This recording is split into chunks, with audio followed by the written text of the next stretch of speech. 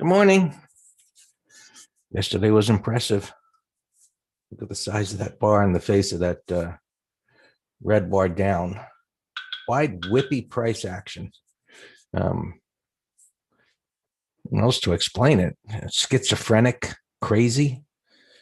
Just looking at the S&Ps here, you know, just a huge red bar to the downside. And, just looking at this one here, I mean, it's not exactly the same type of setup, meaning because this one actually came down to here once and recovered and then all the way went back down again, which is kind of making a trading range. And this is the high part, and now this is the low part that in reality, if we can believe historical norms at this point, which have become less of the norm of that wide range bars being created, in this case, weakness, the retracements or the candle bodies stay in the lower half, even though some tails may get up there. Well, this one went up, I guess, eyeballing it about, I don't know, let's call it 80% or so. And so now we've got the strength of this one. And while it didn't get all the way to the top, this is the kind of price action that we should see, meaning, and if this was the end of the day, meaning, it dipped down, the body's in the top, and that's bullish. Now, this pattern is something that we often look at for trading opportunities on the long side. However, they don't have a bar like this to the left and like this. So this type of crazy price action is more indicative of something that will evolve further into a trading range. Again, historical precedents being less of the norm in this market, we'll see. Going all the way back down. Yeah, you credit spread fanatics love trading ranges. That's credit spreads is the vehicle of choice for trading ranges, no doubt of that. And so, looking at the, I prefer direction too, Robert. Now you got a little, this was what, near the end of the day yesterday, this little correction, and then here, we just do our factory work and look to the left. And while minor support is subjective, it is something that is widely used, so why we pay attention to it. So buyers stepped in there, they're coming up, and see if we get out of this range here today. Again, historically, wide range bars are followed by narrow range or narrow body bars. So wide range bar today likely to be a narrow range or narrow bodied bar. Yesterday was a directional day. Today is unlikely to be the same type of directional day. No. And be interested, of course, as we always are at the end of the week, to see the weekly chart, since this one rolled over. So far, you see I've got my green line in the middle of the wide range bar. And so far, it's holding that. And 15-minute little breakdown failure. Does it become an M top? You can see what's going on there. So multiple time frame alignment, the lack thereof, is a art of how to read that and put it all together. Part of what I'm explaining here today is, everybody wants to learn. Everybody on YouTube wants to learn, of course. Eventually, they'll get into the green room and learn a whole lot more. Now, look at this one, retracement all the way back up to the top. And it stopped there. So, inside day today, running in place. Ideally, we doesn't just pop up here, but who knows? So far, pullback, retracing, same story here, same story there. What's going on? YM talked about this price action yesterday. Of course, in the letters over the weekend, range expansion, bottoming tail bar, range expansion, wide range breakout, all the way back down, breakdown again into the support, coming back up again. Somebody needs to put handcuffs on this market, a sedative, something. I don't know. It's kind of wild. And we'll see how this progresses. But, historically, I'm using that word again, historically, tops are seen with 2020 hindsight as wild whippy price action. Now, wild whippy price action can calm down, but this is wild and whippy. So we'll see how it evolves.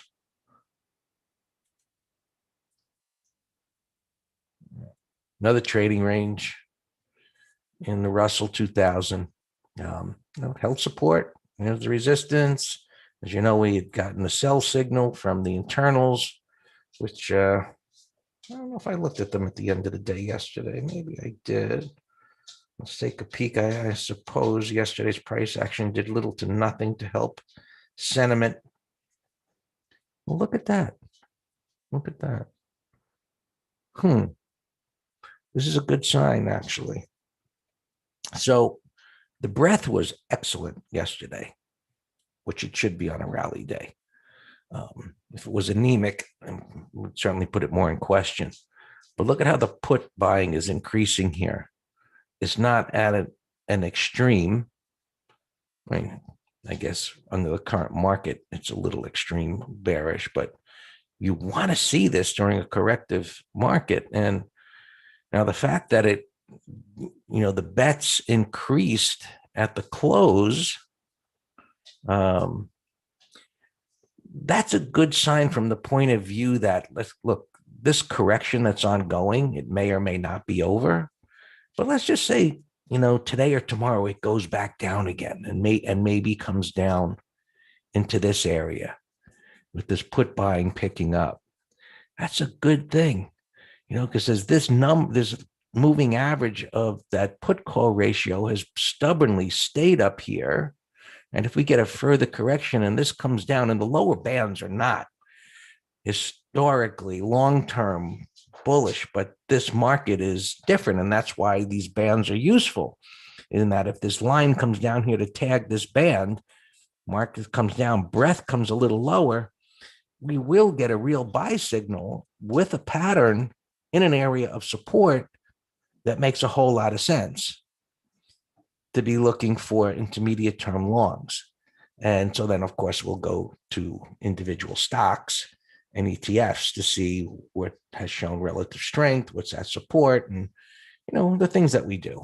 All right. So bonds are down again a little bit into the zone. Right. The zone, we've been talking about it for months. This is where buyers should begin to step up. And it was surprising for me that TBT, as extended as it was, it gapped up yesterday. So the market is loony about high interest rates. Meanwhile, TBT gaps up yesterday and the market rallies. How retarded is that after yesterday's wild price action because interest rates went up? I don't know. It is what it is. Some things we can figure out reading all the things we do, and some things just appear to be, it's like trying to figure out someone that's crazy. You can't figure out someone that's crazy. They're just crazy. The market's just crazy right now. It was volatile rate of, I know it went up fast, but look over here. This went up fast. This was going up fast. Now it went up fast. Now all of a sudden, this was too fast for comfort. Give me a break. All right.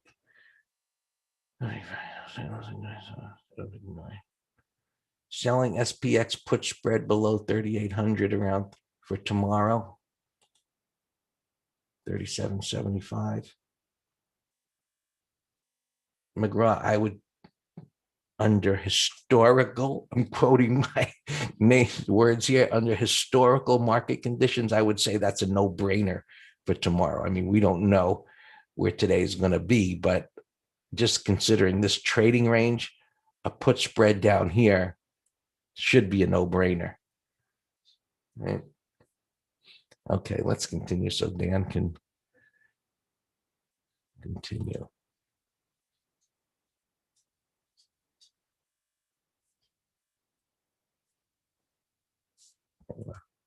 Try getting this to fill in. All right, we'll use this. There we go. Just came. All right, so pivot low. There's a pivot low. What's a pivot low? Those of you know that are new. 3 higher low bars to the left and right. That's an area of price support. Prices come down to a pivot low. There's going to be buyers there. Right? It happens even today, intraday, on a 2-minute chart. The algorithms know where they are, whether it's even on a 30-minute chart. They're buying there. If it moves if it moves down fast down there, they're buying, grabbing a few ticks here and there. It's interesting price action to watch intraday. Gold continues to deteriorate, and I can't imagine it's not going to get down to this area here of 1700 or down below. We'll see what happens from there. You can see how the moving averages are starting to pull apart. And so I did a video over the weekend, a chart of the week, explaining moving averages. And in part, I did explain about moving averages pulling apart from each other. I used an example of Tesla. And so, over here where they're tight together, you just interpret that as, prices are consolidating. And the way we use them, you got multiple time frames that are coming together, and a move may be starting from that point. And this one wound up starting to the downside. So now as they begin to move apart, and then as prices move further apart from, this case, the 20 MA, this is how we view things, as beginning to get extended from an area, in this case, price resistance. So if they accelerate lower down into that area, it's at support, they should bounce. Silver, right, just sloppy, down in the pivot low, see bottoming tail bars. And so now what we have is what should be the beginning of a new trading range. And you see it dip down there a little bit, but now we'll just monitor this and see, does buyers continue to step up, or can it flip back up? Right. Looking for more information.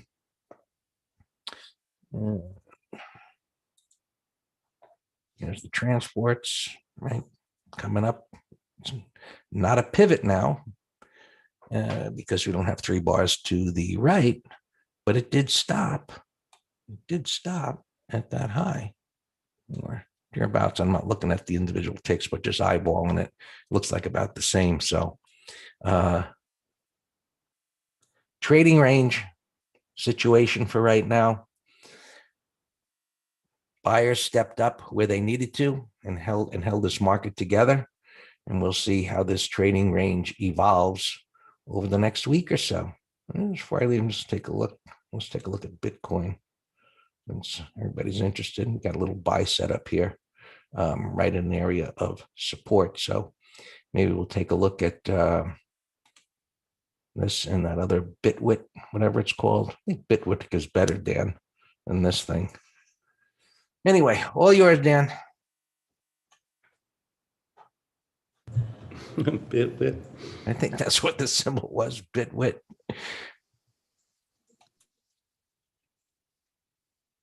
Yeah, I was just looking at this. I thought I posted this yesterday, and I don't think I did, but this looks great. Let me post this.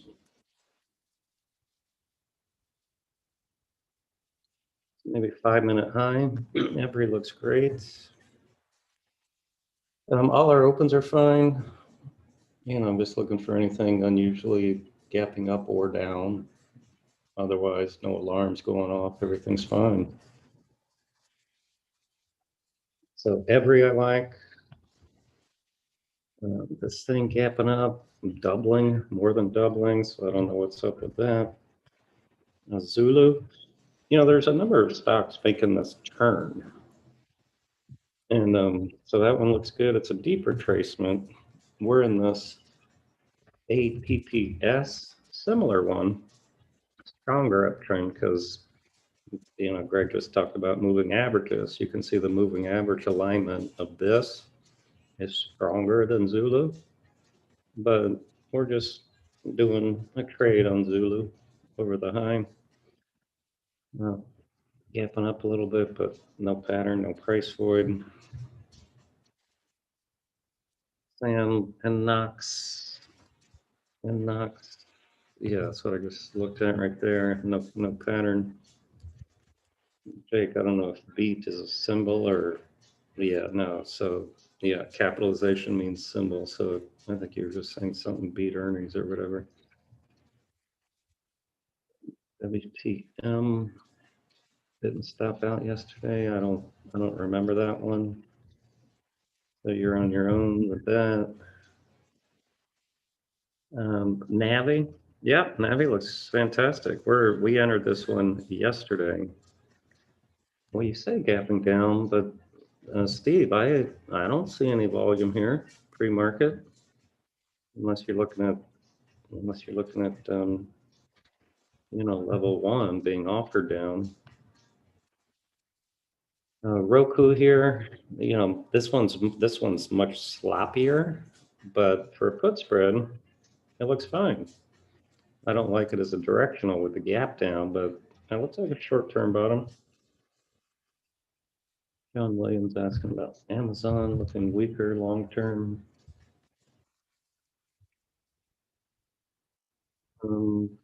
Well, yeah, I mean, yeah, a number of these fangs took out prior lows, but they're still making the turn. It's fine on the 15-minute chart, gapping down a little bit, but still in an uptrend.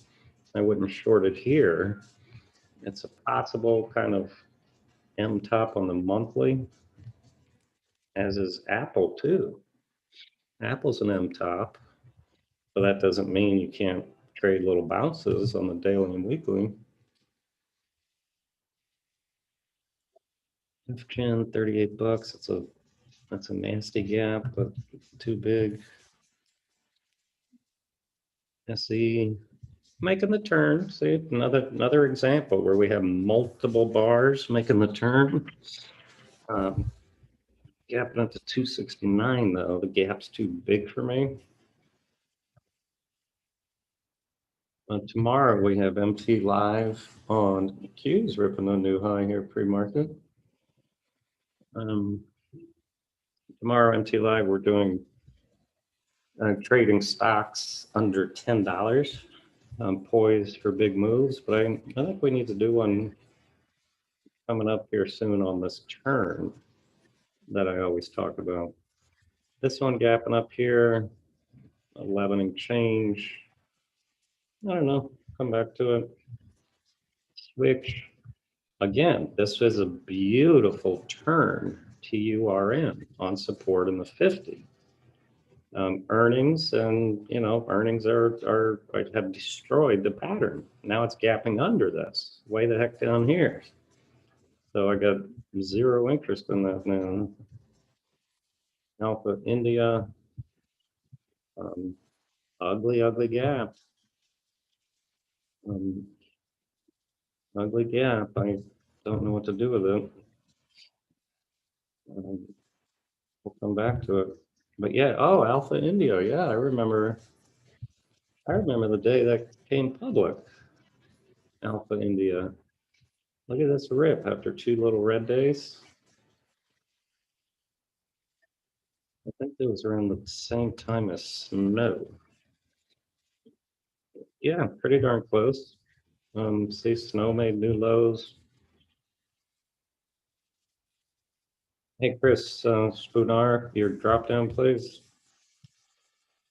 Yeah, we send out a recording on MT Live, which we keep it out there like 10 or 14 days or so.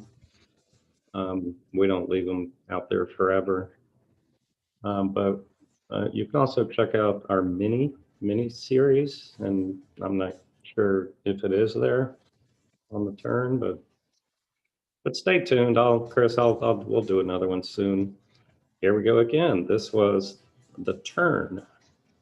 This was a turn, but this is not a good one because of the gap down and no resistance. So it's also gapping down on earnings and rallying back to resistance. I just have no interest in it. Yeah, Norbert, the turn. Yeah, the turn is the buy setup. It's a multi-bar turn for the most part. Or it could happen in a gap reversal would be the turn. But for example, this AP, where are you? APPS, this was a beautiful turn. Now see the turn as all patterns, and so I'm going to include this one in that section, is that you got to read bar by bar analysis, and you got to read all of the master trader concepts. Look at Duncan here taking a little dump. I posted that as a put spread over yesterday's high, so if it comes in, we don't care. So this was a beautiful one, Norbert. We had a gap reversal, range expansion, gap fill, 50 MA, bull 1, 2, 3, ugly red bar, gap up, close at resistance, and then gap up again. This is a beautiful, beautiful turn with a weekly buy setup. So I love that one. And we, like I said, we have a put spread. I wish I did a directional. XL put spread 1597. It depends if it closes strong. You're still swimming upstream, but yeah, it could be just for Friday. And that's earnings. So another, as we all know, vaccine kind of play. 226. I don't know what it's going to do. We'll come back to it. Lemonade was strong. Breakout failure. Now it's gapping down. McGraw, this actually might be a tall spread candidate now. I'm going to put that in a different screen. And earnings, so that means we're going to get good juice. But he's typically spready, though, is the problem. Oh, I also mentioned Rocket Man here. Whoa, look how big that gap is on Rocket Man. But I posted to our subscribers yesterday that I wanted to watch this as a core long. Look on the weekly here. Look, see the buyers. This is why technical analysis works. The buyers are stepping up and telling you what all the market participants in the world think Rocket a good price for a floor is. It's right there in front of your eyes on the weekly chart. But shoot, we had a put spread in this that we actually closed out yesterday for a couple pennies. I don't care about a special dividend. I mean, the stock will gap down. I get it, but it's not going to change the way I trade a chart. Oh, gotcha. Well, I hope they know that the stock's going to gap down by the amount of the special dividend. There's no gifts on Wall Street, folks. If you really think that, oh, they're doing a dividend, so I'm going to buy it ahead of time. Wall Street is not an ATM machine like that. All right, Roku here. Roku, I had as a put spread idea. Gapping over the entry. I'm dunking. That's fine. I have this as a put spread, but we'll watch it. We'll watch it on a pullback.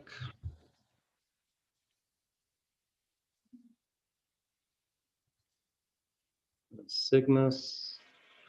had earnings, so now that's turning into an upside shakeout. Oh, McGraw Lemonade. No, just yesterday's high. So whatever yesterday's high is, but it's extended on the 15 now. Epsil. You know, give it maybe 10 minutes. 10-minute high. Oh, Every gapped down a little bit. Okay, so Every is still fine now over yesterday's high.